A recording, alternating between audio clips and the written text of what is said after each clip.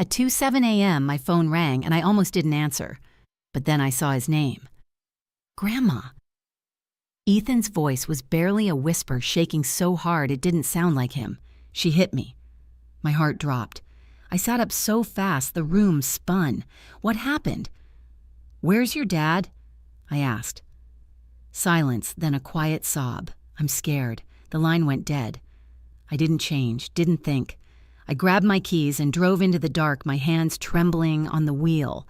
And when I reached that house, when I heard the shouting inside, I didn't knock. If this opening pulled you in, take a moment to like the video and subscribe. It truly helps. Stories like this reach more people. And tell me in the comments, what would you do if you got that call at 2 a.m.?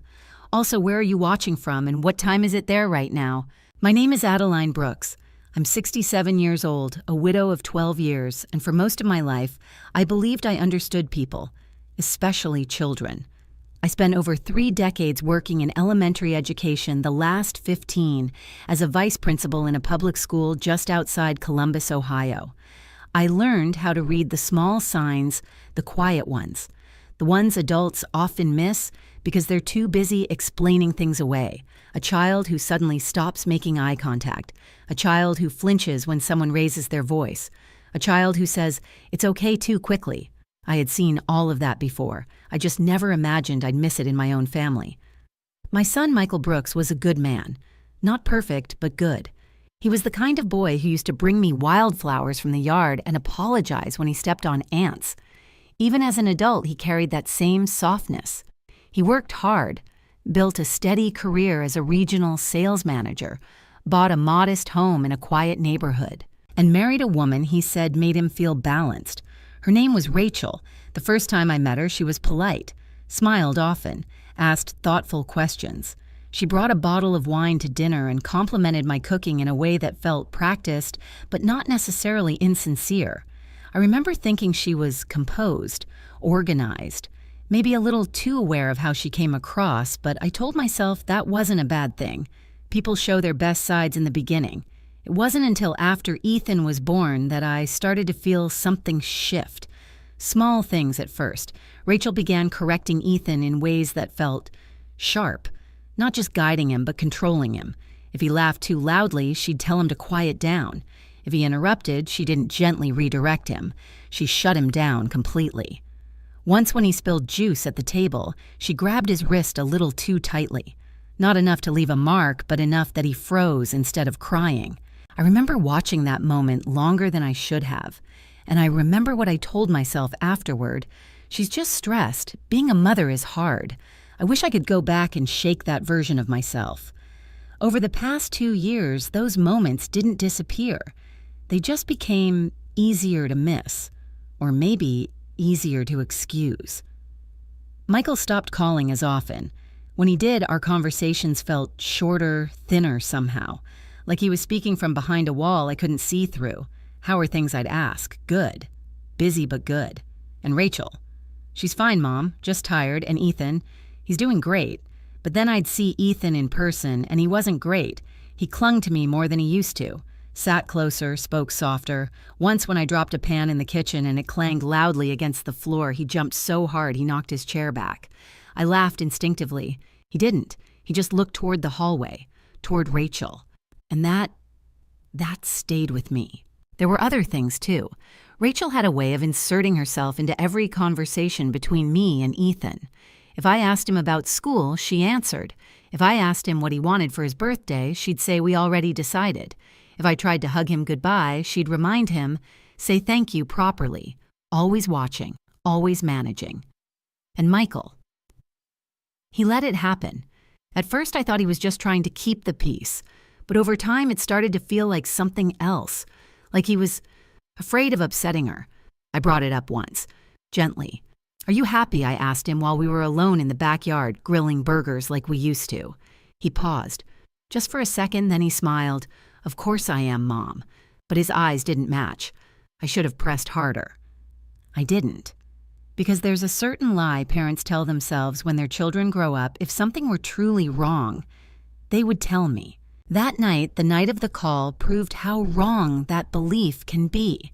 The streets were nearly empty as I drove, the kind of quiet that only exists in the early hours of the morning when the world feels paused between yesterday and whatever comes next. My hands were tight on the steering wheel. I kept replaying Ethan's voice in my head. She hit me. Not she yelled, not she got mad. She hit me. I had heard enough children use that exact phrase to know what it usually meant and what it didn't. Every red light felt like an insult. Every second stretched too long. I remember gripping the wheel so hard my knuckles turned pale, my breath coming shallow, like I was the one hiding behind a couch somewhere. By the time I turned onto Michael's street, my heart was pounding so loudly it drowned out everything else.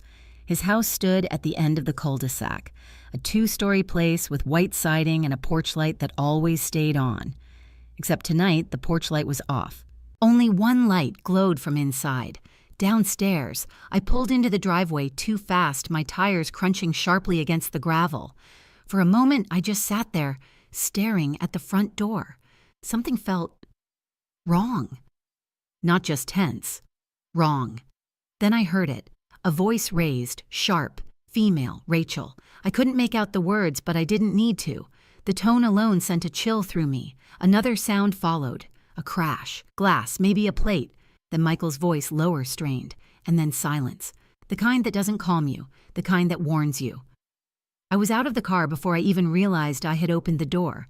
The night air hit my face, cold and biting, but I barely felt it. My focus was locked on that house, on that door, on my grandson. I walked up the steps quickly, my chest tight, my mind racing through a dozen possibilities I didn't want to name. What if I was too late? What if no? I refused to finish that thought. I reached the front door and knocked. Once. No answer. I knocked again, louder this time. Still nothing, but I knew they were inside. I had heard them, and then faintly, a sound. Not shouting, not breaking glass, a small muffled sound. A child trying not to cry. Something inside me shifted in that moment. Not panic, not fear, something colder, clearer.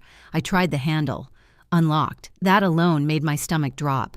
Michael always locked his doors. Always.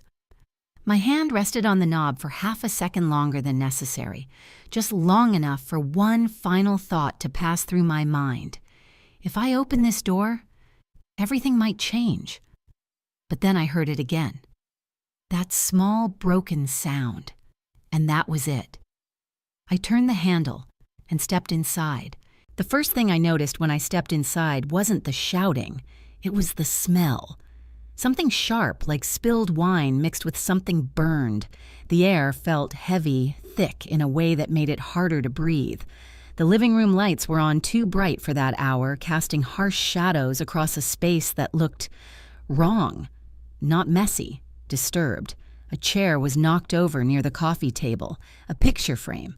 One of those family portraits Rachel insisted on taking every year lay shattered on the floor, glass scattered like ice. I recognized the photo instantly. Michael standing stiffly. Rachel smiling too wide. Ethan in the middle, his little hand gripping his father's sleeve. I barely had time to process it before I heard movement. Mom Michael's voice came from the kitchen. I turned and what I saw stopped me cold. He was standing near the counter, one hand braced against it like he needed the support just to stay upright. His lower lip was split blood-dried along the edge, and there was already a dark bruise forming along his cheekbone. His shirt was wrinkled, half untucked, like someone had grabbed him. My son, my grown, steady, careful son looked like he had just walked out of a fight he didn't win. "Michael," I whispered. But before I could reach him, something moved behind the couch. A small shape, curled tight. Grandma Ethan. His voice was barely audible, but the moment he saw me, something in his face broke. He scrambled up from behind the couch and ran straight into me, his arms wrapping around my waist so tightly it almost hurt. "I'm here," I said immediately, dropping to my knees and pulling him close. "I'm here, sweetheart, you're okay." He was shaking. Not crying loudly. No, it was worse than that. His whole body trembled in silence, like he had learned not to make too much noise. I felt something inside my chest crack open. "What happened?" I asked softly, brushing my hand over his hair. He didn't answer. Instead, he pressed his face deeper into my coat, and that's when I heard her. "Oh, good, you're here." Rachel's voice. Too calm. I looked up. She was standing in the kitchen doorway, one hand resting against the frame, the other holding a dish towel like nothing about this night was unusual. Her hair was slightly out of place, her mascara faintly smudged, but her posture was composed, controlled, calculated. "What is going on?" I demanded, rising slowly but keeping one arm wrapped around Ethan. Rachel sighed. Not in frustration, in annoyance. He wouldn't listen. She said, nodding toward Ethan like he was the problem. "I told him 3 times to go to bed. 3 times. But he just kept talking back. He's 8, I snapped. That doesn't justify I didn't hit him." She cut in quickly, her tone sharpening just a fraction. I tapped his arm. "There's a difference." Ethan flinched beside me. That was all I needed. I turned my attention back to Michael. "Is that true?" He hesitated. Just for a second, but I saw it. And so did she. "Michael," Rachel said softly, her voice suddenly gentle, almost soothing. "Tell your mother what happened." The shift in her tone was so abrupt it made my skin crawl. Michael swallowed. "It just got out of hand," he muttered. "Out of hand," I repeated. "You're bleeding."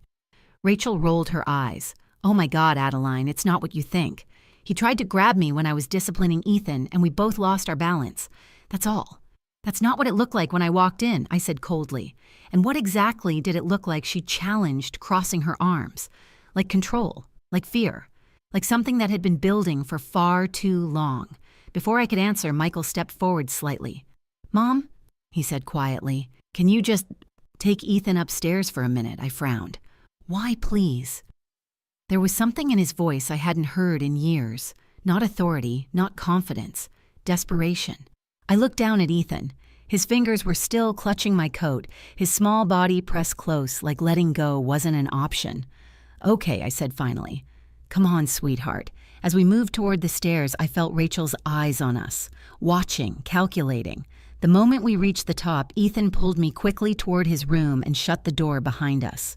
Then he locked it. That sound, soft mechanical, echoed louder than anything else that night. "Ethan," I said, gently kneeling in front of him, "talk to me."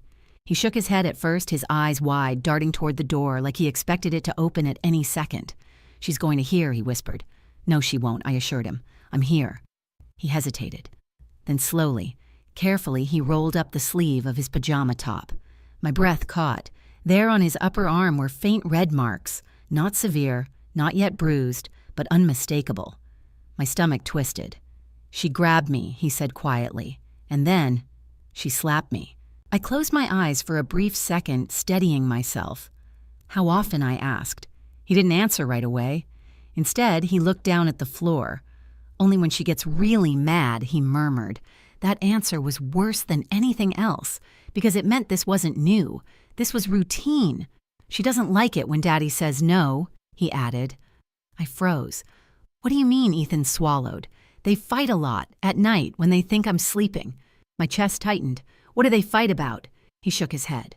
"I don't know, but Daddy always says, 'Please, Rachel,' not in front of him." Silence filled the room, heavy, unavoidable. And then Ethan said something that made the air feel like it disappeared entirely. "Daddy says we have to be careful," he whispered, "because she can ruin us." I stared at him. "Ruin you?" He nodded slowly. "She says she'll make people believe things that aren't true." A chill ran down my spine. This wasn't just anger. This wasn't just stress. This was control. Carefully built. Carefully maintained. I pulled Ethan into my arms again, holding him tighter this time. "You did the right thing calling me," I said softly. "Do you understand?"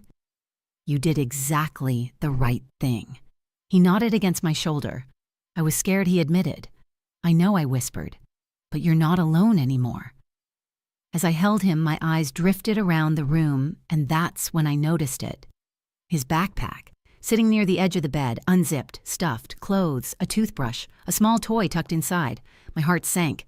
He had packed, quietly, secretly, preparing. For what? To leave, to run. The realization hit me like a wave. This wasn't just one bad night. This was a child who had been living in fear long enough to make a plan. Downstairs, I heard movement again. Footsteps, slower now, quieter. And then Rachel's voice. Calm, too calm. "We need to talk about money, Michael." I went still. Money, of all things. After everything that had just happened, that was what she cared about. I gently pulled back from Ethan, brushing a tear from his cheek. "Stay here," I said softly. "Lock the door again after me." His eyes widened. "Don't go." "I'm not leaving," I assured him. "I'm right downstairs." He hesitated, then nodded. As I stood, something inside me had already changed. I hadn't fully named it yet, but it was there, clear, solid, unshakable. I opened the door quietly and stepped back into the hallway. And as I made my way toward the stairs, one thought echoed in my mind louder than anything else. This wasn't just about what happened tonight. This was about everything that had been happening for far too long. I paused at the top of the stairs, my hand resting lightly on the railing, forcing myself to breathe slowly before going back down. In my years working in schools, I had learned something very important. When chaos suddenly becomes calm, it's rarely over. It usually means something else has begun. And right now, the house below me had gone quiet. Too quiet. No shouting, no crashing, no panic. Just silence. The kind that feels deliberate, measured. I descended the stairs carefully, each step creaking louder than it should have in the stillness. By the time I reached the bottom, I could hear their voices again, but now they were lower controlled. Calculated. "We can't keep doing this," Michael was saying. "You don't get to decide," that Rachel replied, her tone smooth, almost conversational. I stepped into the living room. Both of them turned toward me. The shift in Rachel's expression was immediate. Gone was the hysteria I had seen minutes ago. Gone was the anger. Now she looked composed, collected, even slightly amused. It was like watching someone switch masks. "Is he settled?" she asked lightly, as if we were discussing bedtime routines and not what had just happened. "He's scared," I said plainly. Rachel sighed again, pressing her fingers lightly to her temple. "He's always sensitive. You know that." "No," I replied, holding her gaze. "I know the difference between sensitivity and fear."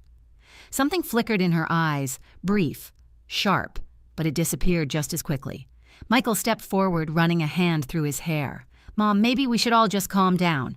"Calm down," I cut in. "Your son called me at 2 a.m. because he said he was hit." Rachel let out a short, humorless laugh.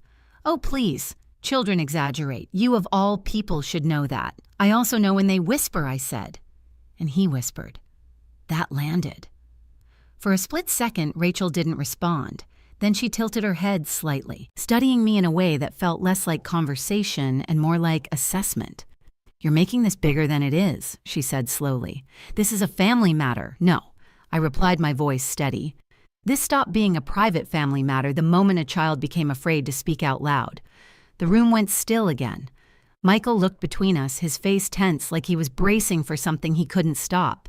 Rachel exhaled slowly, then walked past him into the living room, her heels clicking softly against the floor. She picked up the fallen picture frame, glancing down at the cracked glass before setting it carefully on the table. "Fine," she said. "Since we're all being so honest tonight, let's talk about what's actually going on." Her tone had changed again. Not emotional, strategic. She turned toward Michael. "Go ahead," she said. "Tell her."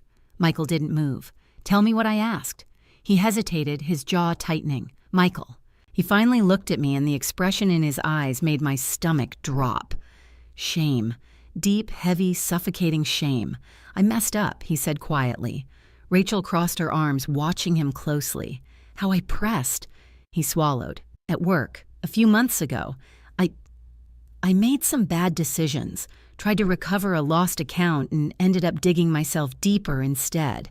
"What does that mean?" I asked. "It means," Rachel cut in smoothly, "that your son put us in financial danger." I turned back to Michael. "Is that true?" He nodded slowly. "How bad?" Silence. Rachel smiled faintly. "Bad enough," she said, "that we could lose everything if it's not handled correctly." A cold weight settled in my chest. "What does that have to do with tonight?" I demanded. Rachel's eyes met mine. "Everything." That's what her silence said. "She found out before I could fix it," Michael admitted. "And since then?" He trailed off. "Since then," Rachel continued for him, "I've been the one keeping this family afloat. By hitting a child," I shot back. Her expression hardened slightly. "By maintaining control," she corrected. The word control hung in the air like something tangible. I felt it then. Not just tension, not just conflict. Structure. A system. One she had built. "You've taken over everything, haven't you?" I said slowly. Rachel didn't deny it. "Someone had to," she replied. "What exactly does that mean?" I asked. "It means," she said, stepping closer, "that I handle the accounts, the bills, the decisions. Because clearly Michael isn't capable of doing it responsibly anymore. That doesn't give you the right to do what she interrupted, to enforce discipline, to keep things from falling apart." Her voice wasn't loud, but it was sharp, precise, and underneath it there was something else. Threat. I turned to Michael. "Why didn't you tell me?" He looked down. "I was going to fix it," he said. "I didn't want you to worry. You didn't want me to know I corrected." He didn't argue. That told me everything. "How much control does she have?" I asked quietly. Michael hesitated again, then almost reluctantly, "Everything." I felt my breath catch. "What do you mean, everything?" "My accounts," he said. "My email, my passwords. She handles all of it now." I looked at Rachel. She didn't look ashamed. If anything, she looked justified. "That's not normal," I said. "No," she agreed calmly. "It's necessary." The word landed like a stone. Necessary, not helpful, not temporary. Necessary for what I asked. She smiled faintly, to prevent further damage. There it was again. That sense of something deeper, something hidden beneath the surface. "And if he doesn't cooperate?" I asked carefully. Rachel's gaze didn't waver. "Then consequences happen." My stomach tightened. What kind of consequences? She didn't answer directly. Instead, she glanced toward the staircase, toward Ethan, and that was enough. A slow, cold realization spread through me. This wasn't just about money. This was leverage. Control through fear, control through exposure, control through a child. I felt something inside me harden. "You don't get to use him." I said, my voice quieter now, but stronger. "Not for this, not for anything." Rachel's expression shifted again. Not anger, not even irritation. Something closer to calculation. "You're overstepping," she said softly. "No," I replied. "I'm stepping in." Michael closed his eyes briefly, like he knew this moment had been coming, and maybe deep down he had been waiting for it. Rachel looked between us. Then slowly she exhaled. "You really don't understand the situation," she said. "Then explain it to me," I challenged. She tilted her head slightly, and for the first time that night, her voice dropped into something colder, more honest. "Your son doesn't just owe money," she said. "He owes enough that if certain people start asking questions, things could get very complicated." I felt my pulse spike. "What people?" She smiled faintly, the kind who don't like being ignored. The room seemed to shrink. Michael looked like he might be sick, and suddenly everything felt bigger than I had realized, more dangerous, more layered. This wasn't just a troubled marriage. This was a situation built on fear, secrecy, and something neither of them had fully said out loud. I straightened slowly, and in that moment, one thing became absolutely clear. Whatever had been holding this house together wasn't stability. It was pressure, and it was about to break. For a moment, no one spoke. The silence that followed Rachel's words felt heavier than anything that had come before.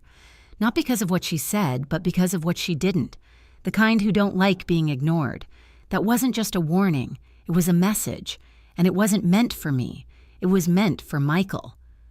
I turned to him slowly. "Michael," I said, keeping my voice steady. "What is she talking about?" He didn't answer right away. Instead, he sank down into the edge of the couch like something inside him had finally given out. His shoulders slumped forward, his hands hanging loosely between his knees, his eyes fixed on the floor. I had seen that posture before, not in my son, but in parents sitting across from me in my office years ago when they knew they had made a mistake they couldn't undo. "Tell her," Rachel said quietly. Her tone wasn't sharp this time. It was patient, almost encouraging, but underneath it there was something else. Control. Michael swallowed hard. "I borrowed money," he said. "How much?" I asked. He hesitated. "Michael, a lot," he admitted. "More than I should have. That doesn't explain what she just said." He rubbed his face with both hands, dragging them down slowly like he was trying to pull himself together. "I thought I could fix it," he said. "I lost a major account at work, one of my biggest clients. It wasn't supposed to happen, but it did. And instead of reporting it right away, I tried to recover the loss on my own." My chest tightened. "How I moved money," he said quietly. Between accounts, temporary adjustments. I told myself it was just until I landed a new deal. That's not just a bad decision, I said carefully. I know what it is. He cut in, his voice breaking slightly. I know. Rachel watched him, arms still crossed, her expression unreadable. And when did you tell her I asked? Michael let out a short, hollow laugh. I didn't. Of course he didn't.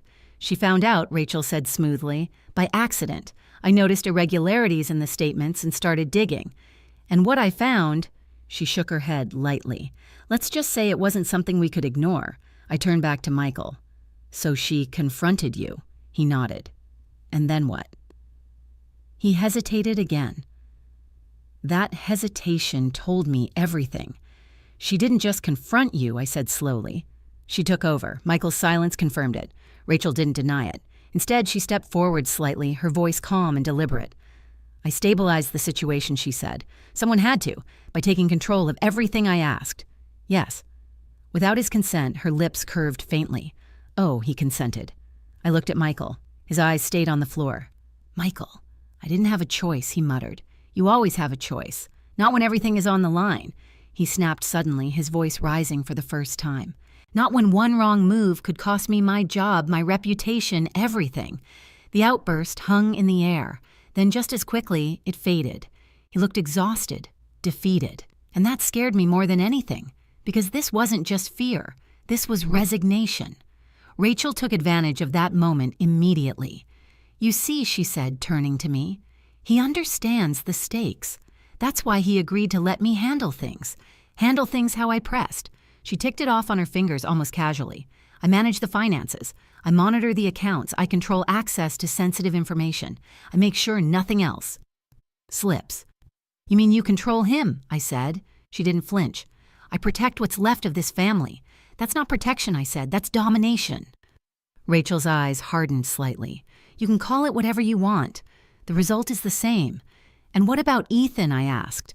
Is he part of your system too? Her expression shifted, just slightly. He needs structure, she said. He needs safety, I corrected. He has that. No, I said firmly. He doesn't. The tension in the room spiked again. Michael stood up abruptly, pacing a few steps before stopping near the window. I didn't want it to get like this, he said quietly. Then why did you let it, I asked. He didn't answer. Because he couldn't. Because the truth was already written all over him. Shame had kept him silent. Fear had kept him compliant. And Rachel had built everything else on top of that. I tried to fix it, he said finally. I really did. But every time I thought I had a way out, something else went wrong. Another payment, another deadline, another threat. Threat I repeated. He hesitated. Rachel didn't.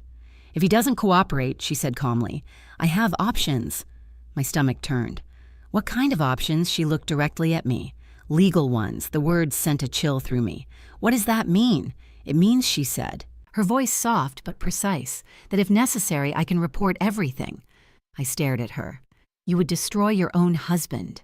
If that's what it takes to protect myself and my child, she replied, without hesitation. My chest tightened. And you think that's protection, I asked. I think it's survival. There it was. The truth beneath everything. Not love, not partnership, survival, at any cost. I turned back to Michael. Is this what you've been living with, I asked. He nodded slowly. And Ethan, I pressed. What has he been living with? Michael closed his eyes. That's not he started. Yes, it is, I said firmly. He hears it. He feels it. He's afraid of it. Rachel let out another sigh, clearly losing patience. You're dramatizing this, she said. Children adapt. No, I replied. They endure. And there is a difference, a very big one. I walked closer to her, my voice dropping but gaining strength. You don't get to call this normal, I said. You don't get to justify fear as structure or control as protection. Her gaze met mine, unblinking. And you don't get to walk in here in the middle of the night and pretend you understand everything, she shot back. I understand enough, I said. Do you? She challenged. Do you understand what happens if this falls apart?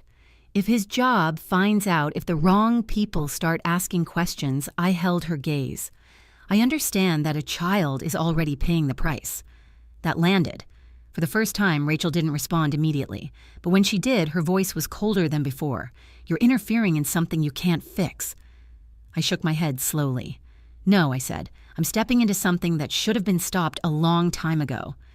Michael turned toward me, his expression conflicted.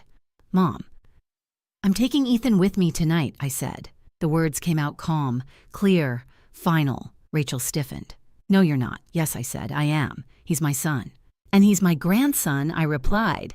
"And right now, he's scared enough to call me at 2 in the morning instead of staying in his own room." "That doesn't give you the right to take him," she snapped. "It gives me every reason to protect him." The room fell silent again, but this time it felt different.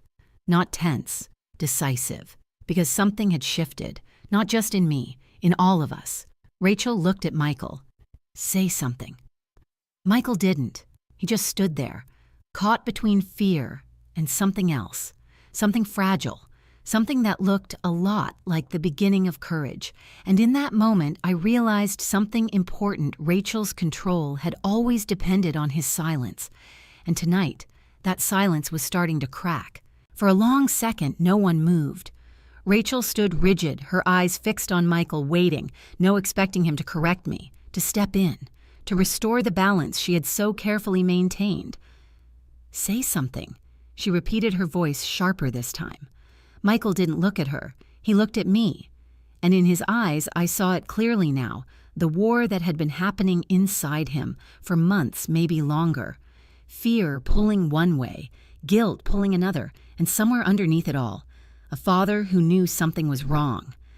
"I think," he began, then stopped. Rachel's jaw tightened. "Michael," he took a breath, "I think Ethan should go with Mom tonight." The words landed like a crack of thunder. Rachel blinked, just once. But it was enough. Because for the first time since I'd walked into that house, she wasn't in control of the next move. "No," she said immediately. Michael didn't back down. "It's just for tonight," he added quickly. "Things are tense. He's scared. We all need space." Rachel laughed, but there was no humor in it. "You think sending him away is going to fix this?" she asked. "You think hiding the problem makes it disappear?" "No," I said calmly. "I think removing a child from fear is the first step toward fixing anything." She turned toward me, her composure beginning to crack at the edges.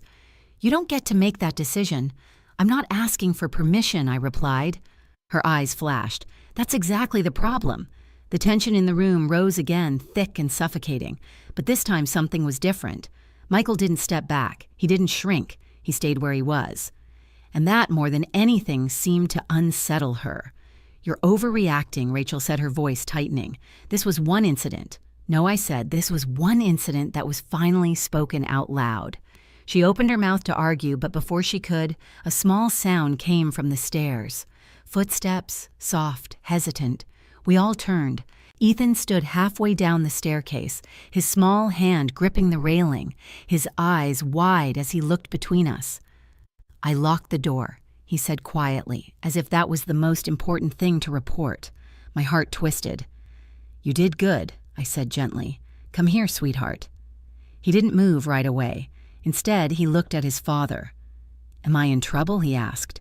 The question hit harder than anything else that night. Michael's face crumpled slightly. "No," he said, his voice thick. "No, you're not in trouble."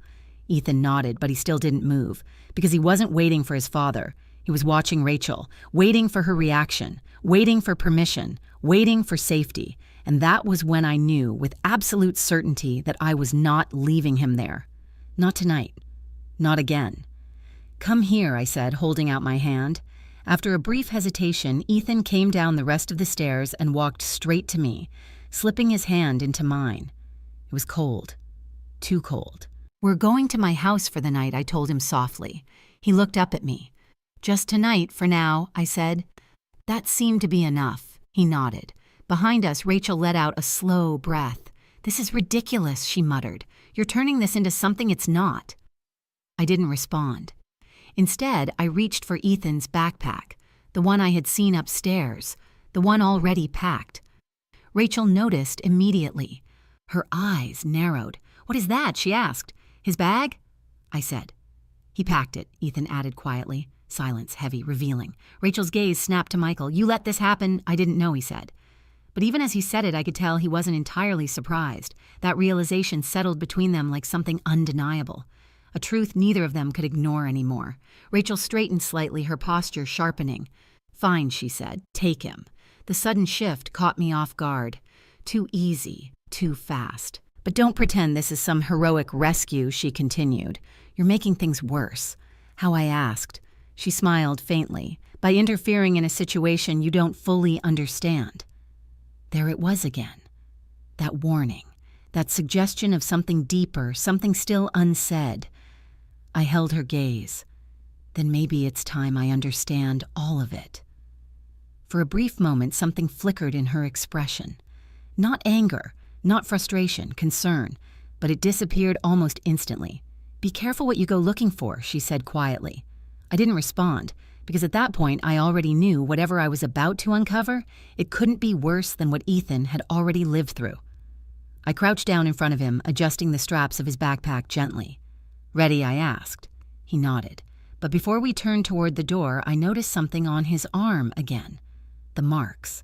Fainter now in the light, but still there. I pulled out my phone slowly. What are you doing? Rachel asked sharply. Documenting, I said simply. Her expression hardened. You don't have my permission to take pictures. I don't need it, I replied. And before she could react, I snapped a quick photo, then another, and then one more just to be sure. Michael watched silently. Rachel did not. You're crossing a line, she said. No, I answered. I'm drawing one. The words hung in the air, clear, unmistakable, and for the first time since I had arrived, Rachel didn't try to push past it. She just stood there, watching, calculating again. But now she wasn't the only one doing that, because I had started to see the pattern, the control, the pressure, the fear, and I wasn't walking away from it. Not anymore. I stood taking Ethan's hand again. Come on, I said softly. We walked toward the door. Each step felt heavier than the last, not because I doubted the decision, but because I knew what it meant. This wasn't just a visit. This was the beginning of something. Something bigger, something that would not be easily undone. Behind us, Michael spoke. Mom, I turned. He looked at me, really looked this time, not avoiding, not hiding. I'm sorry, he said. I held his gaze. We'll talk, I replied, but right now, you need to think about what matters most. His eyes shifted briefly toward Ethan, then back to me. And in that moment, I saw it. Not strength, not yet, but the possibility of it. And sometimes, that's where everything begins. I opened the door, the cold night air rushed in, fresh, sharp, real. Ethan squeezed my hand, and together we stepped out. The drive back to my house felt longer than it should have. Not because of traffic, there was none.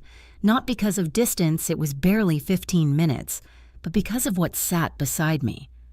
Silence. Heavy, fragile silence. Ethan didn't speak after we left. He just held onto my hand, his small fingers wrapped tightly around mine, like letting go might pull him back into something he couldn't face again. I didn't rush him. I had learned long ago children talk when they feel safe enough. Not when they're asked to. The streetlights flickered past us in slow intervals, casting soft shadows across his face. His eyes stayed open, staring ahead but distant. Processing, surviving. When we finally pulled into my driveway, I turned off the engine but didn't move right away. We're home, I said gently. Ethan nodded, but his grip didn't loosen. I opened my door, walked around, and helped him out of the car. The night air was colder here, quieter. My house sat at the edge of a calm street lined with maple trees, nothing like the tension we had just left behind. Inside, everything was still. Familiar, safe. I had always kept my home that way. Simple routines, warm lighting, no raised voices, no sudden movements. I used to think it was just habit. Now I realized it had always been intentional, a place where nothing unpredictable could hurt you.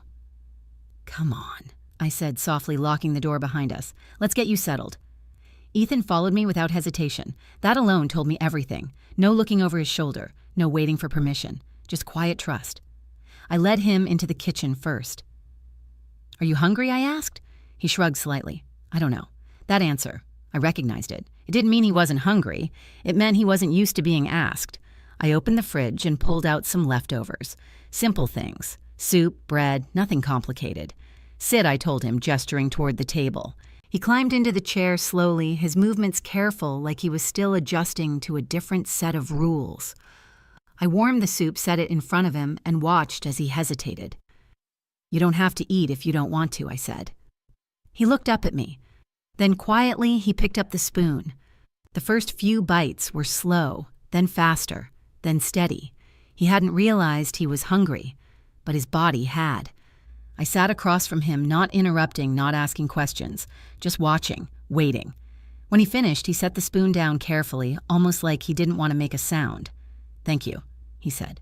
My chest tightened. "You don't have to thank me for that," I replied softly. He nodded, but I could tell he thought he did. I stood and walked over, placing a gentle hand on his shoulder. "Let's get you ready for bed." He followed me upstairs.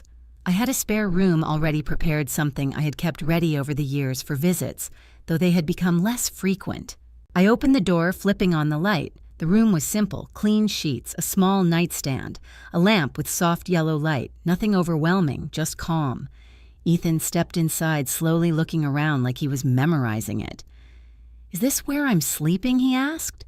"Yes." He nodded, then walked over and placed his backpack gently on the bed, carefully, like it mattered, like it was important. I noticed how he didn't unpack, didn't relax, didn't assume anything, because somewhere inside him he still wasn't sure how long this would last. "You can stay as long as you need," I said quietly. He looked at me, really looked. "Okay," he whispered. I helped him get settled, handed him a clean set of pajamas, and stepped out briefly to give him space.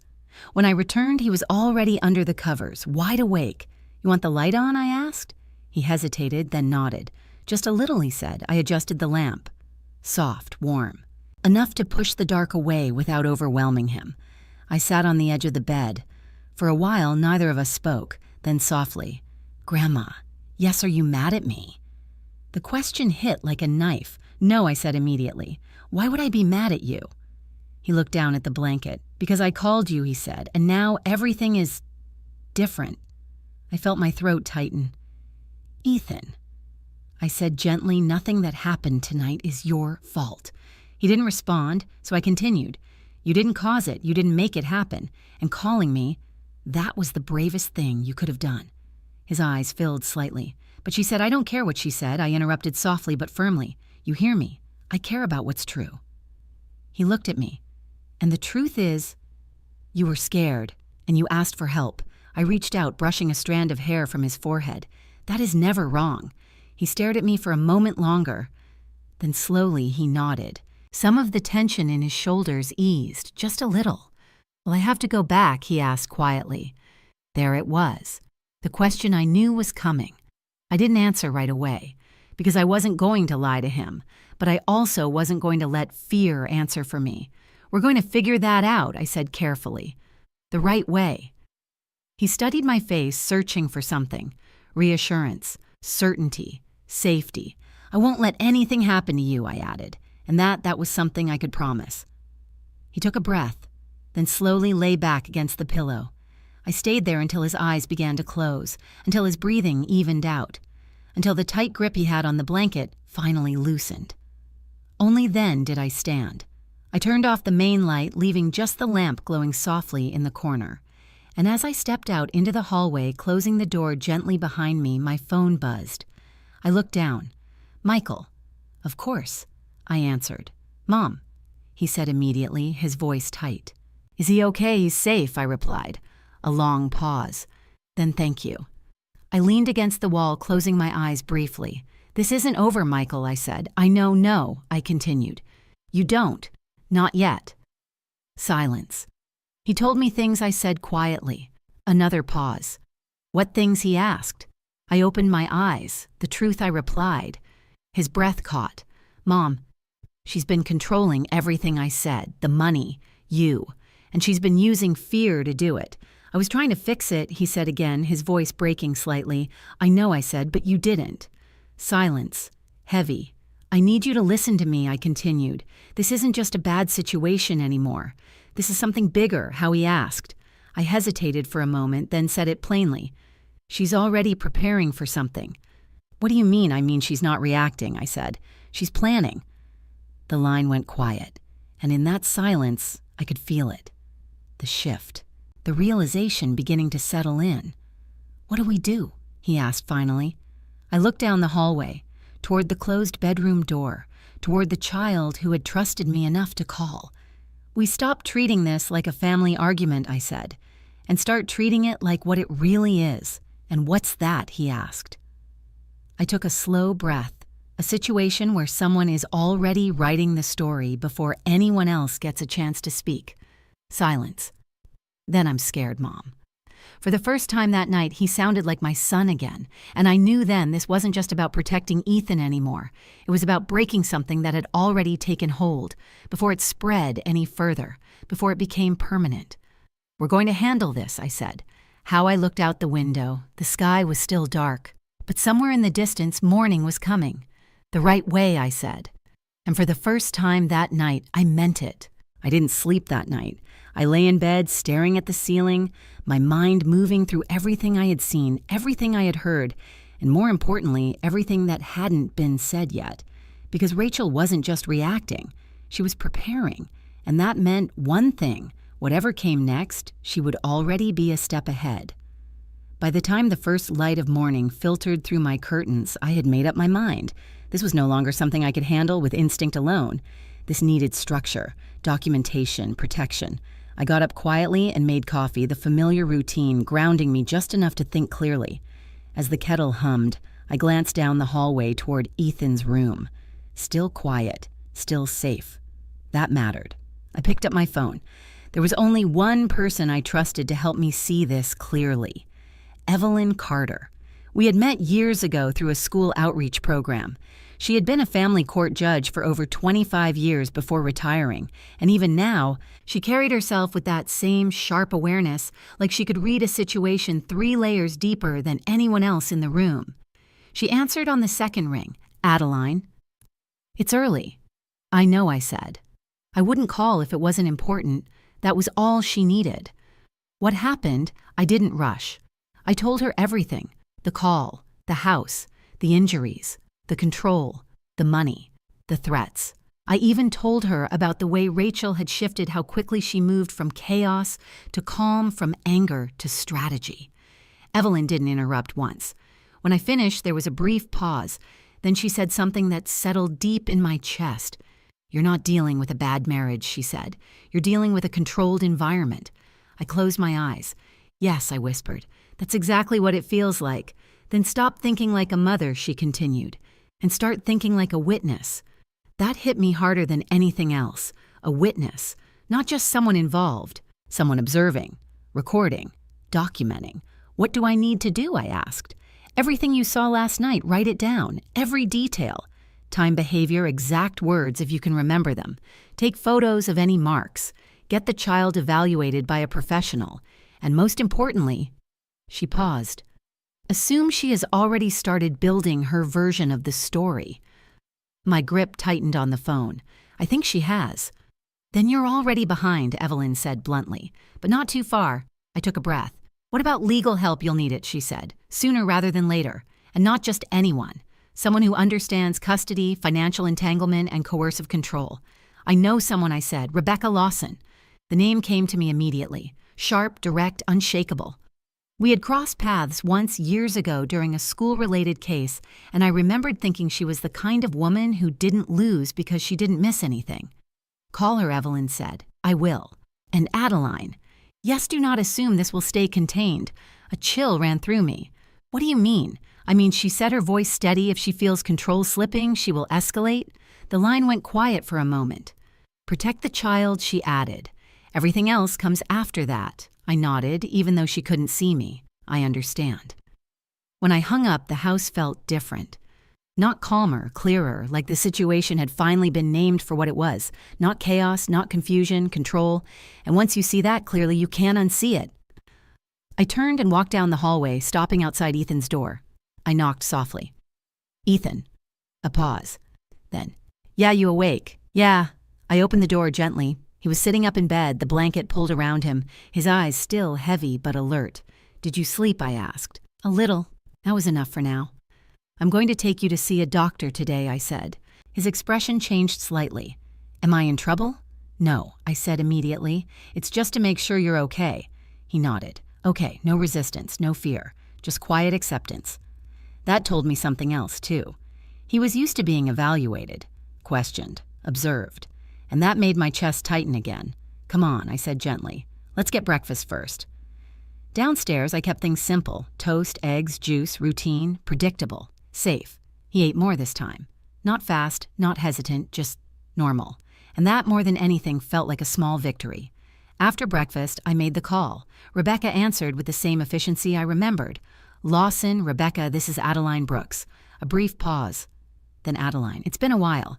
"It has," I said. "I wish I were calling under better circumstances." "That usually means it's serious," she replied. "It is. Go ahead." I explained everything, condensed, precise. No emotion, just facts. When I finished, she didn't hesitate. "You did the right thing removing the child," she said. "Now we need to make sure that decision is protected." "How documentation first," she said. "Medical evaluation, photographs, written account from you, and we need to anticipate her next move." "She's already made one," I said. "What do you mean I think she's preparing to accuse us first?" Rebecca didn't sound surprised. "Of course she is." My stomach tightened. "So what do we do?" "We move faster," she said simply. There was a brief pause. "Bring the child in for evaluation today," she continued. "I'll have my assistant schedule you for a consultation this afternoon, and Adeline. Yes, do not communicate with her directly unless necessary. Anything you say can be used against you." I glanced toward Ethan sitting quietly at the table. Understood. When I hung up, I felt it again. That shift. The one that had started the moment I opened that door last night. This wasn't just a situation anymore. It was a process. And it had already begun.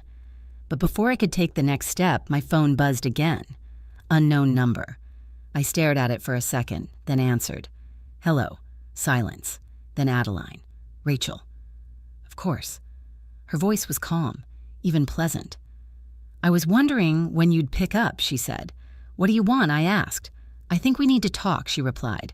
"We already did." "No," she said softly. "We really didn't." I felt my pulse quicken. "Ethan is staying with me," I said. "That's not up for discussion right now." A small pause. Then, "That's actually exactly what I want to discuss." "Of course it was." "I'm busy," I said. "I won't take long," she replied. "But I think you'll want to hear this before you make any more decisions." Something in her tone made me still. Not urgency, not anger, confidence. "What is it?" I asked. Another pause. "Then if you don't bring him back today," she said calmly, "I'll have no choice but to report that you've taken him without permission." The words landed clean, sharp, deliberate, and just like that, the next move had been made. For a moment, I didn't respond. Not because I didn't understand what Rachel had just said, but because I understood it too well. This wasn't a reaction. It was strategy. "If you don't bring him back today, I'll report you." She wasn't asking, she was setting a timeline. I stepped away from the kitchen table, lowering my voice. "You go ahead and do that," I said calmly. There was a pause on the other end. Not long, but long enough. "I don't think you understand the position you're putting yourself in," Rachel replied. "No," I said. "I understand exactly what you're trying to do." Silence. Then, "And what is that?" she asked. "You're trying to get ahead of the story," I said, "before anyone else has a chance to tell it." Her tone didn't change. "That's a very dramatic way of looking at a simple situation." "No," I replied. "It's an accurate one." I could almost hear her thinking, adjusting, recalculating. "You removed a child from his home without consent," she said. "That's not something you can just explain away." "I didn't remove him," I said. "He called me. He asked for help. And I responded. That's not how the law works. That's not how fear works either," I shot back. Another pause. Longer this time. Then she exhaled slowly. "I'm trying to keep this from escalating," she said, her voice softening slightly. "For everyone's sake." "No," I said. "You're trying to control how it escalates." Her voice dropped just a fraction. "You really should think carefully about what you do next." "I already have," I said. "Then you know what's at risk." I didn't answer that, because I did. Michael's job, his reputation, his legal exposure, everything Rachel had been holding over him, but there was something she didn't seem to understand. That leverage only worked when people were willing to stay silent. "I'll be in touch," she said finally, and then the line went dead. I stood there for a moment, staring at the phone in my hand. Then I turned back toward the kitchen. Ethan was watching me, quiet, still. "What did she say?" he asked. I walked over slowly and crouched beside him. "She's upset that you're here," I said. Am I going back? He asked immediately. There it was again, that question. I held his gaze. Not today, I said. His shoulders dropped slightly, not relaxed, but less tense. Okay, he whispered. I stood and checked the time. We needed to move, fast. Finish your juice, I said. We're going to see the doctor. He nodded and did exactly as I asked. No hesitation, no resistance, just quiet compliance. And that, more than anything, made me even more certain I was doing the right thing. The clinic was only 10 minutes away, a pediatric urgent care I had trusted for years, not because of convenience, but because of the way they handled children. Gently, respectfully, without rushing. We checked in, and within 20 minutes we were called back. The doctor, a woman in her early 40s with a calm voice and steady eyes, introduced herself as Dr. Miller. Hi, Ethan, she said, crouching slightly to his level. I'm just going to check how you're doing, okay? He nodded. She didn't push, didn't rush. She asked simple questions first. How are you feeling today? Did you sleep okay? Any pain anywhere? Then gradually she moved closer. Can I take a look at your arm? She asked gently. Ethan looked at me. I nodded. It's okay. He rolled up his sleeve. The marks were still there, faint but visible. Dr. Miller didn't react dramatically. She simply observed, carefully, professionally. Does this hurt? She asked, pressing lightly. A little, Ethan said. She nodded and made a note. Then she asked something else. Can you tell me what happened? Ethan hesitated. His eyes shifted. For a moment I thought he might shut down, but then. She grabbed me, he said quietly. Dr. Miller didn't interrupt. She got mad, he added, and then she slapped me. The room went still, not tense, not chaotic, just still. Because the truth had been spoken, clearly, without confusion, without exaggeration. Dr. Miller nodded again. Thank you for telling me, she said. That was it. No shock, no judgment, just acknowledgement. And in that moment, I saw something shift in Ethan again. Not relief, not yet, but recognition. Like someone had finally heard him and believed him. The rest of the exam was routine. But when it was done, Dr. Miller asked to speak with me privately. Ethan stayed in the room with a nurse while we stepped just outside.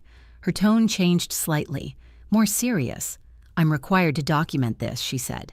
And based on what I've observed and what he's reported, this meets criteria for concern. I nodded. I understand. Are you his legal guardian? No, I said. I'm his grandmother. He called me last night. She studied me for a moment. Is he safe right now? Yes. She held my gaze. Then we proceed carefully, she said. But this will likely trigger a report. I expected that I replied. She nodded. Good. There was a brief pause. Do you have legal support? She asked. Yes. Then stay in contact with them, she said. Because once this starts moving, it won't slow down. I already knew that. I could feel it. Everything was shifting now. Faster than before. More visible. More real. We returned to the room and Ethan looked up at me immediately. Are we going home? He asked. Yes, I said. He nodded. Simple. Trusting. And that trust, it settled into me like something permanent. Something I couldn't afford to fail. Back in the car, he leaned his head against the window, watching the world pass by. After a few minutes, he spoke again. Grandma, yes, are you going to be mad at Dad? The question caught me off guard. No, I said carefully. I'm not mad at him. Why not? He asked. Because he made mistakes. Because he stayed silent. Because he let this happen. All of those answers were true, but none of them were the one he needed. Because he's trying to do better, I said. Ethan was quiet for a moment. Then I think he's scared, he said. I glanced at him. I think you're right. He nodded slightly, then leaned back again and didn't say anything else. When we got home, I helped him settle back into the same room. Same bed, same light, same quiet, consistency that mattered now more than ever. I stepped out into the hallway and pulled out my phone. Rebecca had sent a message. Call me when you're done. We need to move now. I dialed immediately. She answered on the first ring. Tell me everything she said. I did. The clinic, the marks, the statements, the report. When I finished, she didn't hesitate. Good, she said. Good, I repeated. Yes, she said. Because now we have documentation. My grip tightened slightly. And Rachel, I asked. She's going to escalate, Rebecca replied. That's what people like her do when control starts slipping. I know, I said quietly. Then we don't wait, she continued. We prepare. For what? There was a brief pause. Then, for the moment she tries to turn this against you. A chill ran through me, because deep down I already knew. That moment wasn't coming. It had already begun. By the time I hung up with Rebecca, the house no longer felt like a place of quiet recovery. It felt like a place of preparation. Everything had shifted. Every word, every action, every decision now mattered in a way it hadn't just 24 hours ago. There was no more waiting to see how things play out. That option was gone the moment Rachel made her move. Now we had to stay ahead. I walked into the living room and sat down, pulling out a notebook from the drawer beside the couch. Evelyn's words echoed in my mind. Stop thinking like a mother. Start thinking like a witness. So I began writing. Time 7 a.m. phone call from Ethan. Exact words. Grandma. She hit me. Tone whispering, crying, fearful. I wrote everything I could remember. The drive, the house, the broken frame, Michael's injuries, Rachel's statements. I didn't rush. I didn't assume. Just facts, clear, precise, undeniable. At some point I realized my hands had stopped shaking. Not because things were less serious, but because I finally had direction. After nearly an hour, I closed the notebook and exhaled slowly. That's when I heard a soft knock. Not at the front door, at the bedroom door. Ethan. Come in, I said. He stepped inside quietly, still holding the small toy I had seen in his backpack. Can I sit with you? He asked. Of course. He walked over and climbed onto the couch beside me, tucking his legs underneath him. We sat in silence for a moment. Then are we in trouble, he asked. No, I said immediately. But she said I know what she said, I interrupted gently. And I know it can feel scary. But listen to me, okay? He nodded. You didn't do anything wrong, I said, and neither did I. He studied my face carefully like he was measuring whether to believe me.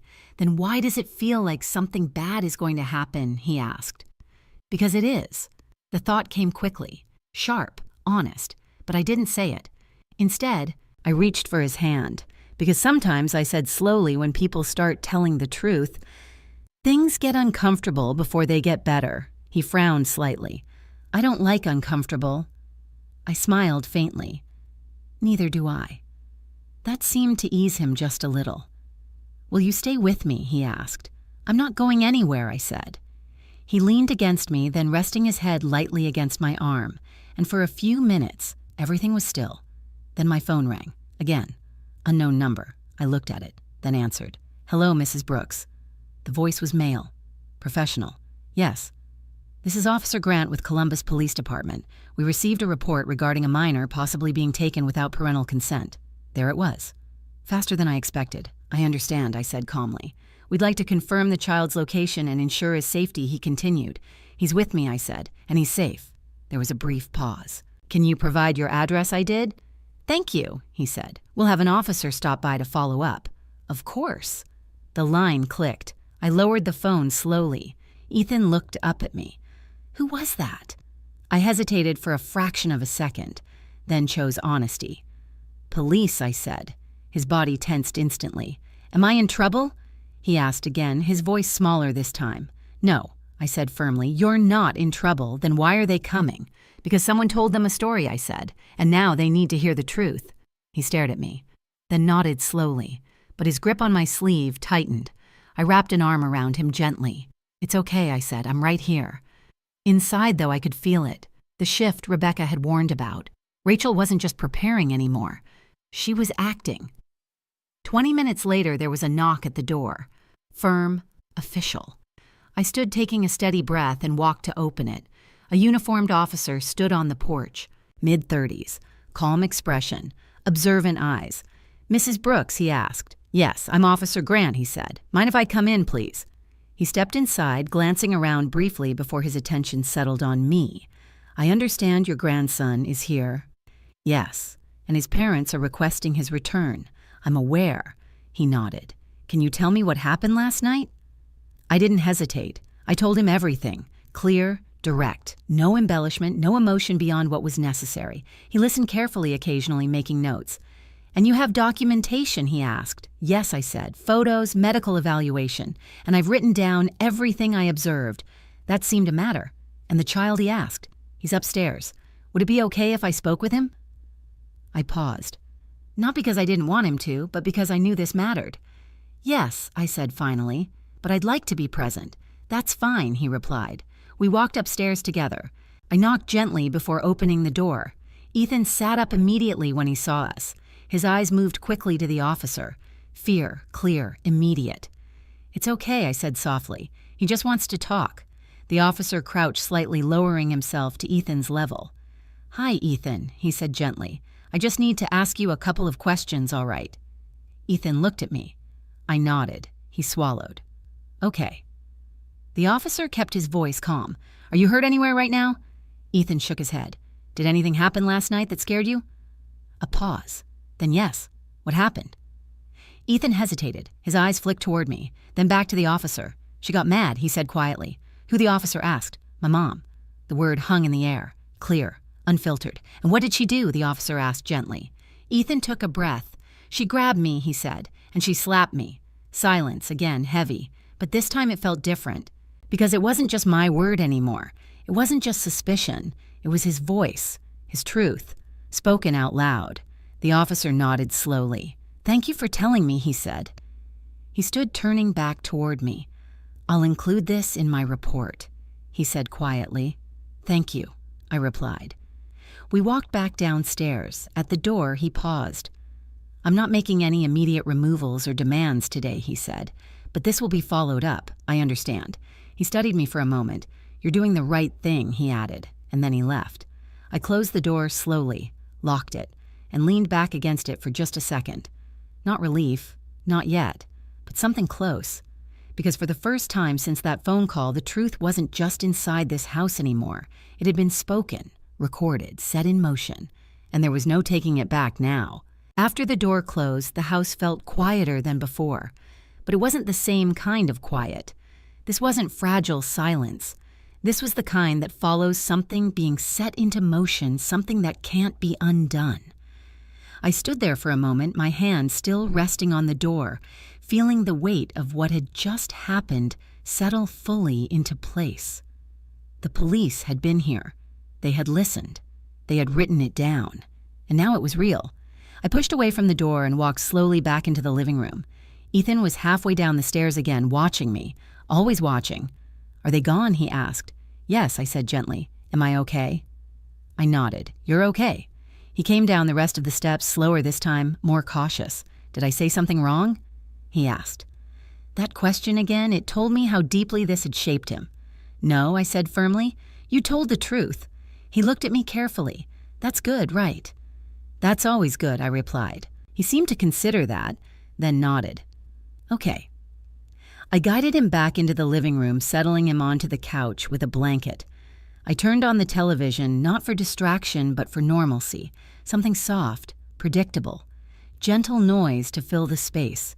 He leaned into the corner, watching quietly. And for the first time since he arrived, he didn't look like he was waiting for something bad to happen. That was enough for now. I stepped into the kitchen and picked up my phone again. Rebecca. She answered immediately. Tell me, she said. The police came, I said, and they spoke to Ethan. Took a report. No immediate action. Good, she said. Good, I repeated again. Yes, she said, because now there's a record from a neutral party. That matters. I leaned against the counter. She reported me, I said. Of course she did. She's not slowing down. No, Rebecca replied. She's accelerating. There was a brief pause, which means we do too. What's next, I asked. Temporary custody hearing, she said. As soon as possible, my chest tightened. That fast? It has to be, she replied. Right now, everything is fluid. Whoever establishes credibility first gains ground. And you think she's trying to do that? I know she is. I closed my eyes briefly. She's already building her case.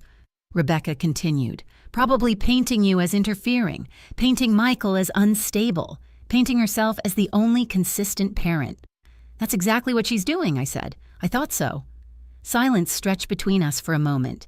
Then I need you to come in this afternoon, she said. Bring everything you have. Notes, photos, medical report. I will. And Adeline. Yes, this is where it gets harder. I already knew that. I'm ready, I said. You may think you are, she replied gently, but court isn't about what feels right. It's about what can be proven. I looked toward the living room, toward Ethan. I understand. When I hung up, I stood there for a long moment. Then I walked back into the living room. Ethan had fallen asleep on the couch, the blanket half wrapped around him, his breathing steady, peaceful. I watched him for a moment, then quietly turned off the television, because he didn't need noise anymore. He needed rest. The afternoon came faster than I expected. I gathered everything, my notes, the photos, the clinic paperwork, every piece of truth I could hold on to. Before we left, I knelt beside Ethan. "Hey," I said softly, "we're going to go out for a bit." He blinked awake slowly. "Where to talk to someone who can help us." He nodded. No questions, just trust. That word again, heavy, important. We drove to Rebecca's office in silence. Not uncomfortable silence, just focused. When we arrived, her assistant greeted us immediately and led us inside. Rebecca was already waiting. She stood as we entered, tall, composed, focused. She shook my hand first, then crouched slightly to Ethan's level. "Hi, Ethan," she said gently. "I'm Rebecca." He nodded. "That's a strong name," she added. He blinked, then gave the smallest hint of a smile. It was enough. She straightened and motioned for us to sit. "Let's begin," she said. I handed her everything. She reviewed it carefully. No rushing, no skipping, every detail mattered to her. "That's good," she said finally. "Very good." Relief flickered in my chest. "But it's not enough," she added. "Of course it wasn't. It's a strong start," she clarified. "But we need to anticipate how she'll respond." "She's going to lie," I said. Rebecca shook her head slightly. "No," she said, "she's going to frame." That word hit differently. "She'll take truth and reshape it," Rebecca continued. "Your presence becomes interference. His fear becomes confusion. Her actions become discipline." My stomach tightened. "And Michael?" I asked. She glanced at me. "He's vulnerable," she said. "Financial mistakes, hidden decisions, that will be used against him, I know." Which means, she said, leaning forward slightly, he has to decide where he stands. I nodded slowly. "He's starting to," I said. "Starting isn't enough," she replied. "I knew that too. We went over everything again. Strategy, timeline, possible outcomes. And then court is tomorrow morning," she said. I blinked. "That's soon, yes." My heart began to pound again. "Temporary custody hearing," she explained. "Initial positioning." I nodded. Ethan shifted slightly beside me. "Do I have to go?" he asked quietly. Rebecca's expression softened. "No," she said, "not tomorrow." He relaxed slightly. "Okay," but I could see it in his eyes, the awareness. Something was happening, something big, and he was part of it. That night, after we returned home, everything felt different again. Not uncertain, not chaotic. Just heavy with what was coming. I tucked Ethan into bed. Same room, same light, same quiet. "Will you be here when I wake up?" he asked. "Yes," I said. "Promise, I promise." He nodded, then closed his eyes.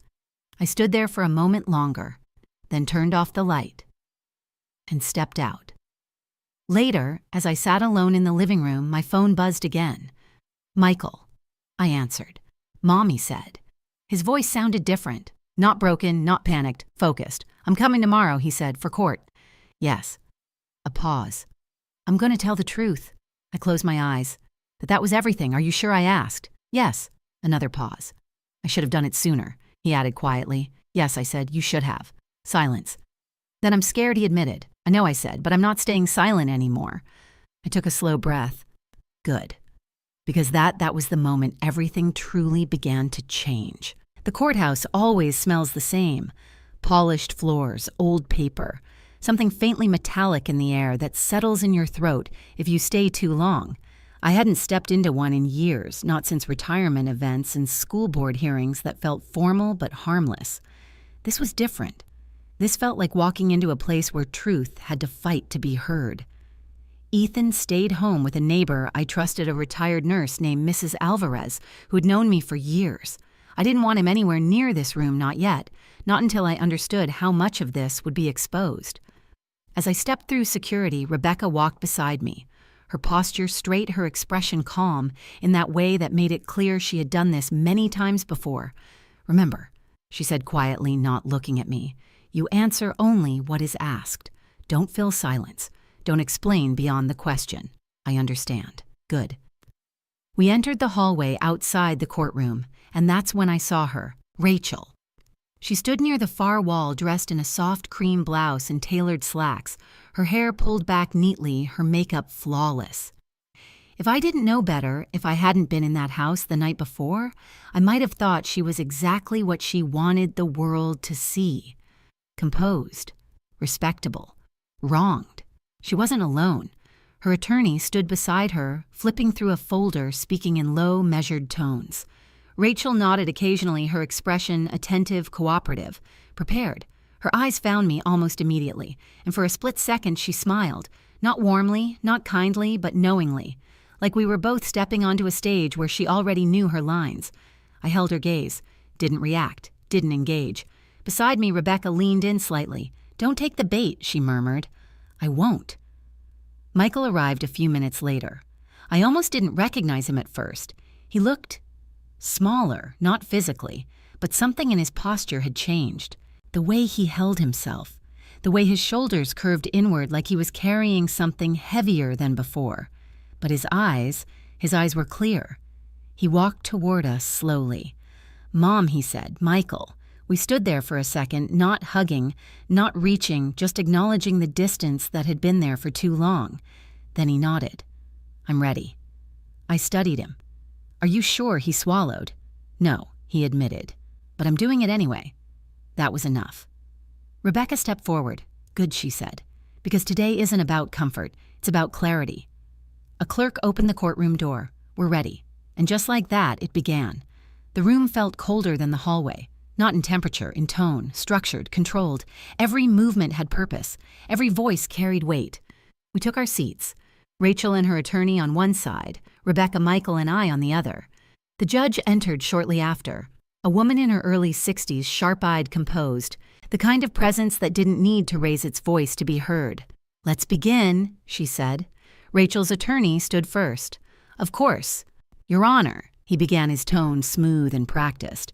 "This is a case of a concerned mother whose child was taken without consent by a third party, specifically the paternal grandmother, following what appears to be a family disagreement." I felt my jaw tighten. There it was, the frame, clean, simple, misleading. He continued. "My client, Mrs. Brooks, has been the primary caregiver for this child. She has maintained a stable home environment and has been managing significant financial and emotional stress due to her husband's recent instability. Instability. The word landed exactly as intended. I glanced at Michael. He didn't move, didn't react, but I could see it, the weight of it. Furthermore, the attorney added there is concern that the child has been influenced by external parties to misinterpret normal disciplinary actions as abuse. There it was again, reshaping truth, twisting language, turning fear into confusion. Rebecca didn't move. She waited, patient, focused. When the judge nodded, signaling it was her turn, she stood calmly. "Your Honor," she said, "we are not here because of a misunderstanding. We are here because a child placed a call at 2:07 a.m., whispering in fear, stating clearly that he had been struck." The room shifted, subtly. But more importantly, she continued, "We have documentation." She presented it. Photos, medical report, written statements, each piece laid out cleanly, clearly without exaggeration. The judge reviewed them carefully. No reaction, no expression, just attention. Additionally, Rebecca said we have testimony from the responding officer who spoke directly with the child and recorded his statement independently. That mattered. Neutral confirmation. The judge nodded slightly, then turned toward Rachel. "Mrs. Brooks," she said, "would you like to respond?" Rachel stood, graceful, composed. "Yes, Your Honor," she said, her voice steady, almost gentle. "I love my son," she began. "Everything I do is for his well-being. Last night was a difficult moment. I was overwhelmed, and yes, I may have been firm, but I did not abuse my child." She paused. Just long enough. I believe he was confused, frightened by the argument between myself and my husband. There it was, redirecting, softening, reframing. And as for my mother-in-law, she continued, glancing briefly at me. "I believe her intentions may be good, but her involvement has escalated the situation unnecessarily. Escalated interference. Every word carefully chosen." The judge turned toward Michael. "Mr. Brooks," she said, "your perspective." The room went still. This was the moment. Michael stood. I could see the tension in his hands, the way his fingers curled slightly as he steadied himself. "My son was scared," he said. Simple, clear, no embellishment. And why was he scared, the judge asked. Michael hesitated, just for a second, and I felt it. That familiar pull, fear, shame, the instinct to soften the truth. But then he didn't, because this wasn't the first time, he said. The room shifted again, more noticeably this time. Rachel's head turned sharply toward him, that composure it cracked, just slightly, but enough. What do you mean by that? The judge asked. Michael took a breath. I mean, he said, his voice steadier now, that there have been other incidents, arguments, escalations, and yes, physical reactions. The words landed heavy, real, irreversible. Rachel's attorney stood immediately. Objection, but the judge raised a hand. Let him finish. Michael nodded. I made mistakes, he continued. Financial ones. I hid them. And that gave Rachel leverage over me, control over everything. There it was, out in the open, the truth he had been carrying. And because of that, he added, I stayed quiet when I shouldn't have. Silence. Complete. Total. The judge watched him carefully, and now she asked. Michael didn't hesitate. Now I'm not staying quiet anymore. And in that moment, everything changed. The silence that followed Michael's words felt different from every other silence in that room. Not tense, not uncertain, settled, like something had finally been placed where it belonged. Rachel didn't move at first, but I could see it in her face. That calm, controlled mask she had worn so carefully since we walked in it slipped, just for a second. But in a courtroom, sometimes a second is all it takes. Her attorney stood quickly. Your Honor, we need to clarify my client has not been accused of any pattern of abuse. This is being reframed in a way that exaggerates isolated incidents. Reframed. There it was again. Always about control of the narrative. Rebecca didn't interrupt. She simply stood when the judge gestured to her. Your Honor, she said calmly, this is not about exaggeration. It is about pattern recognition. She stepped forward slightly. Children rarely fabricate fear in whispers. At 2 a.m, she continued. They react to environments. Consistent environments. The judge leaned back slightly, her eyes moving between all of us. Mrs. Brooks, she said, turning to Rachel again, I'm going to ask you directly. Rachel straightened. Yes, Your Honor. Have you at any point used physical force as a form of discipline? A pause, just long enough to matter. Then yes, Rachel said. Her attorney stiffened slightly beside her, but never with intent to harm, she added quickly, only to correct behavior. The judge nodded slowly. And how often would you say this occurred? Rachel hesitated. Occasionally, she said. Define occasionally. Another pause. This one longer. I don't keep count, she replied. That answer didn't land well. I could see it, not just in the judge's expression, but in the room itself. Because vagueness in a place like this feels like avoidance. The judge made a note, then turned back toward Rebecca. Continue. Rebecca didn't waste a second. We would like to introduce additional context, she said. She gestured toward Michael. Mr. Brooks, earlier you mentioned control over financial and personal matters. Can you elaborate? Michael nodded. Yes, he said. After my financial situation became unstable, Rachel took control of all accounts, my email, my passwords, my access to everything. And did you consent to that freely? Rebecca asked. Michael hesitated. Then no. The word hung in the air, clear, uncomplicated. Why did you agree to it? Rebecca continued. Michael swallowed. Because I was afraid. Afraid of what? A pause. Then of losing everything he said, my job, my reputation, my son. Rebecca nodded slightly. And did that fear affect your ability to speak up about what was happening in your home? Yes. That answer came faster, stronger, because now he understood what he was saying, what it meant. Rebecca turned slightly toward the judge. Your Honor, what we are seeing here is not a simple disagreement over parenting methods. It is a pattern of control, financial, emotional, and behavioral, that created an environment where both the child and the father felt unsafe speaking out. Rachel's attorney stood again. Objection speculation overruled, the judge said calmly. And just like that, the balance shifted. Not dramatically, not completely, but enough. Enough that the truth had space now. Rebecca stepped back. Your Honor, we are not asking for a final determination today, she said. Only for temporary protection so that this child is not returned to an environment that has already been shown to cause fear. The word protection lingered, because that's what this had become. Not accusation, Not punishment, protection. The judge folded her hands slightly, then looked toward Rachel. "Mrs. Brooks," she said, "do you have anything further to add?" Rachel stood again, but this time she wasn't the same. Still composed, still controlled, but there was something else underneath now. Pressure. "I have always provided for my son," she said. "I have kept this family stable under difficult circumstances. Yes, I made mistakes, but I am not the danger here." Her eyes flicked briefly toward Michael, then back to the judge. "I believe this situation is being distorted," she continued, "and I believe removing my child from my home is more harmful than anything that occurred last night." Her voice didn't shake, but it didn't carry the same certainty either, because now there were too many pieces on the table, too many voices, too many truths that didn't align with the version she had built. The judge nodded once, then leaned back slightly. "I've heard enough for today," she said. The room stilled again, but this time it wasn't uncertain. It was anticipatory, because now a decision was coming. The judge glanced down at her notes, then back up. Based on the information presented, she began, "There is sufficient concern regarding the child's current environment to warrant temporary intervention." My heart began to pound. Effective immediately, she continued, "Temporary custody of the minor child will remain with the grandmother, Mrs. Adeline Brooks, pending further review." A breath I didn't realize I was holding finally released. But the judge wasn't finished. "Mr. Brooks," she said, turning to Michael, "you will be granted supervised visitation contingent upon compliance with further evaluation."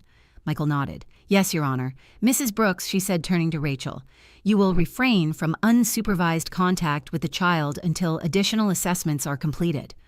Rachel's face went still, completely still. Not anger, not shock, just blank. The kind of stillness that comes when control is taken away. "This is a temporary measure," the judge continued, "not a final ruling. Further hearings will be scheduled. In the meantime, all parties are expected to cooperate fully." She paused, then added, "And I strongly advise all involved to prioritize the well-being of the child above all else." The gavel didn't need to strike.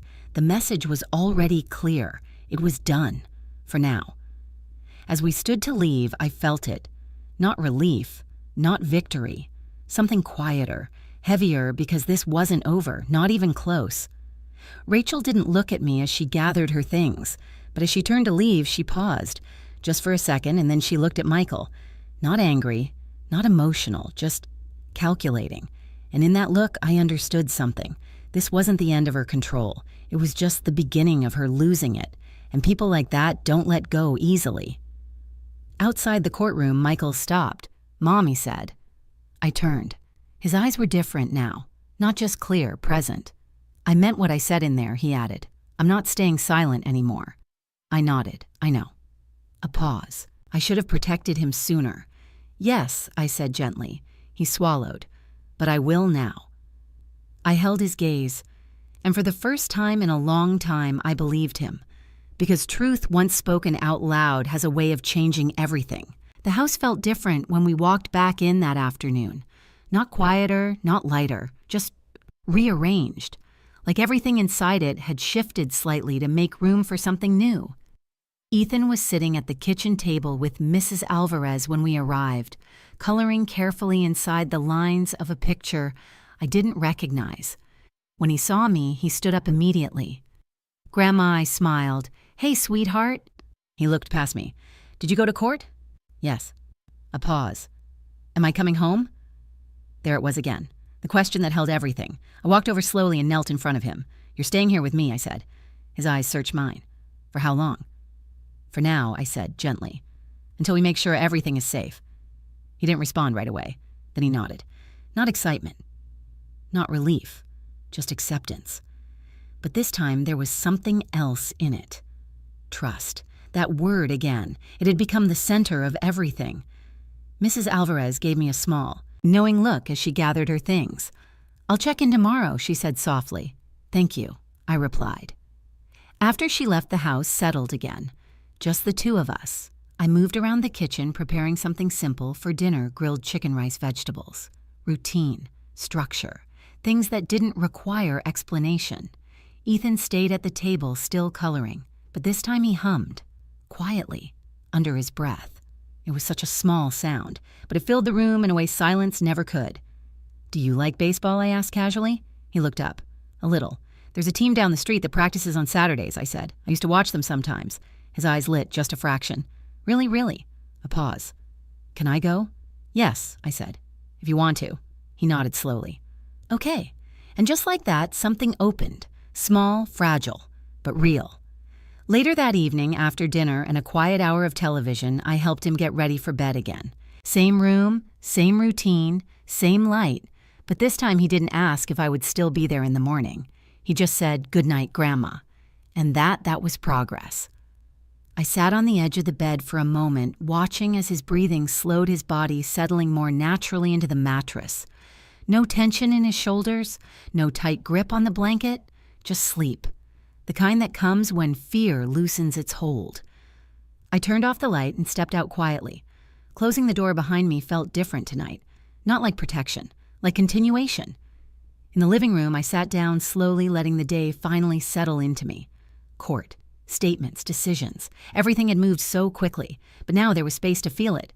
The weight, the cost. Because even though Ethan was safe, nothing about this felt like a victory. Not yet. My phone buzzed. "Michael," I answered. "Hey." His voice sounded tired, but steady. "How is he?" he asked. "He's okay," I said. "He ate. He's sleeping." A pause. "Thank you." "You don't need to thank me," I replied. "Yes, I do," he said quietly. I leaned back against the couch. "How are you?" I asked. A longer pause this time. "I don't know," he admitted. "Everything feels exposed." "It is," I said. "Yeah." Silence. "Then she's not going to stop, is she?" he asked. I didn't answer right away because I wanted to choose the truth. "Yes," I said finally. "She'll keep trying." Another pause. "I thought I was protecting us," he said. "I know, but I was just helping her keep control." The words were heavy, but necessary. "Yes," I said. He exhaled slowly. "I see that now." That mattered, not because it fixed anything, but because it meant something had changed inside him. "What happens next?" he asked. "We follow through," I said. "We stay consistent. We don't react emotionally. We respond carefully." "That sounds like you," he said, almost with a faint smile in his voice. "It's what I learned a long time ago," I replied. "From work, yes." A pause. "You always knew how to see things," he added. "I didn't see this," I said quietly. Silence. "Then neither did I," he admitted. We sat in that truth for a moment because blame didn't matter anymore. Only what came next. "I'm going to do the counseling," he said. "Good." "And the financial review." "Good." "I want to fix this," he said. I closed my eyes briefly. "You will," I said. "But not all at once." "I know." Another pause. "Can I see him soon?" he asked. "Yes," I said. "We'll arrange it the right way." "Okay." And then Mom. "Yes, I'm not going back to how things were." I held the phone a little tighter. "Then don't," I said. After the call ended, I sat there for a long time, thinking. Not about what had happened, but about what hadn't. Rachel hadn't called again. No messages, no new threats, and that concerned me more than anything else. Because silence from someone like her was never empty. It was preparation. I stood and walked to the window, looking out at the quiet street. Everything looked normal, still, peaceful, but I knew better now. I knew how quickly things could shift beneath the surface, how control could exist where no one else could see it, and how easily it could be mistaken for something else. I rested my hand lightly against the glass, and for the first time since that phone call, I allowed myself to feel something close to hope. Not certainty, not safety, but direction. Because Ethan was here, because Michael had spoken, because the truth had started to take shape, and that was how change began. Slow, uncomfortable, but real. Upstairs, a floorboard creaked softly. I listened for a moment, then smiled faintly. Just movement. Just life. Nothing to fear. I turned off the lights in the living room, and as I made my way upstairs, one thought stayed with me: this wasn't over. But for the first time, it wasn't hidden anymore. The first time Ethan laughed again, it surprised both of us. It happened on a quiet Saturday morning about 6 weeks after that night. We were standing at the edge of a small baseball field just down the street, the kind with uneven grass and a fence that had been repainted too many times. A group of kids his age were practicing throwing missing, laughing, trying again. Ethan stood beside me, his hands tucked into the pockets of his jacket, watching carefully. Not afraid, just observing. "You want to try?" I asked. He hesitated, then nodded. A coach-kind patient, the type who understood children without needing long explanations, walked over and handed him a glove. "Ever played before?" he asked. A little Ethan said. "Good enough," the coach smiled. "Come on." Ethan stepped forward slowly, cautiously, but he didn't stop. And when the ball came toward him, awkward, uneven, not quite straight, he fumbled it, dropped it, then looked up quickly, like he was waiting for something, a reaction, a correction, a consequence, but none came. The coach just shrugged. "Try again." Ethan blinked, then nodded. The next throw, he caught it. Not perfectly, but enough. And that's when it happened, that small, unexpected sound. A laugh, quick, soft, real. I felt it in my chest before I even realized I was smiling, because that laugh, that was something we almost lost. Life didn't return to normal. It became something new. Michael started therapy the week after the hearing, not because he was forced to, because he chose to. That mattered. He also took a step back from his old job, accepting a smaller position with less pressure and more accountability. It wasn't easy for him. I could see it, the shift in his pride, the quiet adjustments he had to make. But he didn't complain, not once, because now he understood what had been at stake and what still was. His visits with Ethan began slowly. Supervised at first, structured, careful. The first time they saw each other, Ethan stood behind me, hesitant. Not afraid, but unsure. Michael knelt down. "I'm here," he said. That was all. No promises. No explanations, just presence. Ethan didn't move right away, but then step by step he walked forward. And when Michael wrapped his arms around him, it wasn't tight. It wasn't desperate. It was steady. The kind of hug that says, "I'm not going anywhere." Not this time. As for Rachel, the process continued. Investigations, financial reviews, legal proceedings that moved slower than emotions but carried far more weight. The truth about the money came out piece by piece. Accounts opened without full disclosure. Funds redirected. Decisions made under pressure and control. It wasn't clean. It wasn't simple. But it was clear enough. She didn't disappear. She didn't break down. She adapted. That's what people like her do.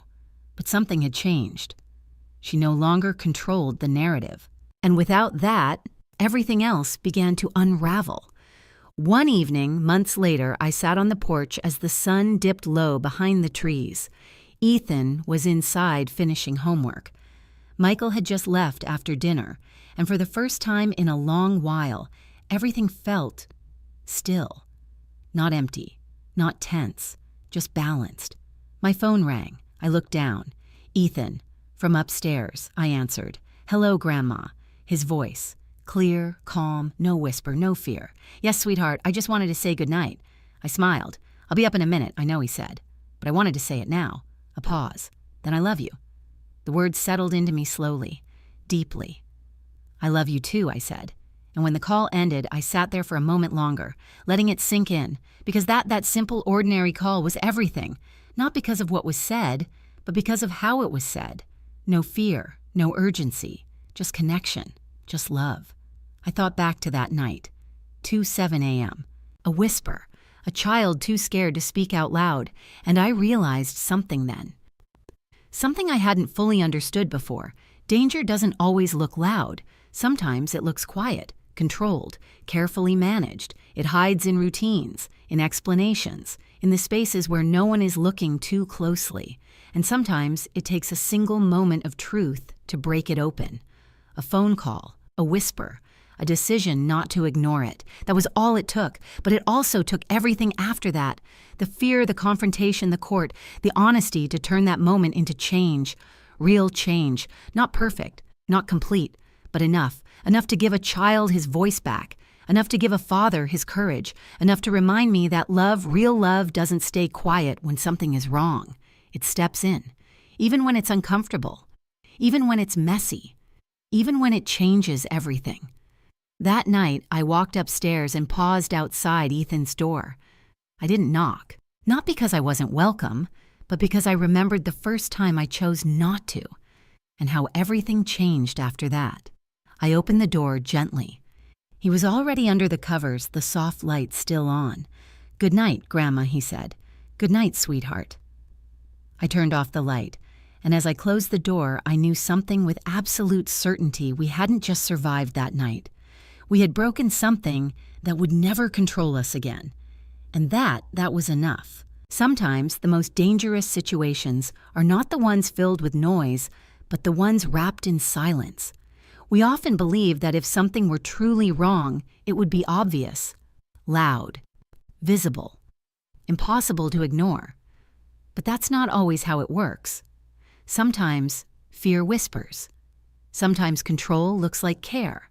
Sometimes people stay quiet not because nothing is happening, but because they're afraid of what will happen if they speak. This story is a reminder of something simple but powerful. When a child says they are scared, believe them. When something feels wrong, don't explain it away.